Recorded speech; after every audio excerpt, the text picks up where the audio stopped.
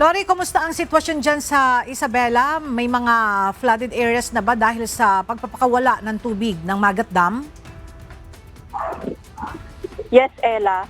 Sa ngayon ay mainit na ang panahon dito sa Tumawini, Isabela. Bumaba na ng 0.77 meters ang level ng tubig ng Magat Dam sa nakalipas na 14 na oras.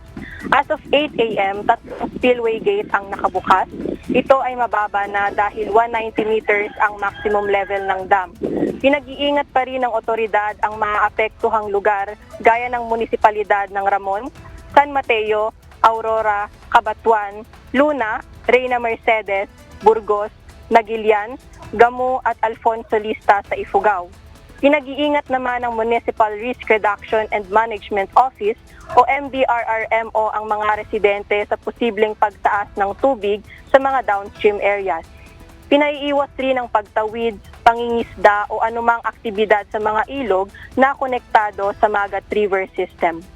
Ayon sa MDRRMO, bawat municipality ay may mga nakadeploy na teams upang mag-monitor sa kanilang mga nasasakupan at sakaling tumaas pa ang tubig ay may nakahanda ng mga evacuation center upang pagdalhan sa mga residenteng maaapektuhan.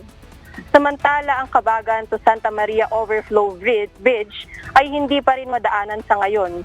Maaari muna dumaan sa alternative route sa Santo Tomas at Malig.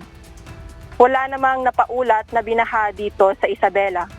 Ella, hindi pa maaaring madaanan ng lahat ng uri ng sasakyan ang Kalinga to Abra Road, bunsod ng rock slides at nahuhulog na debris. Nagsasagawa naman ng road clearing operation ang mga otoridad sa bayan ng Balbalan. Yan muna ang update mula rito sa Isabela. Balik sa inyo, Ella. Maraming salamat, Lori Tayas.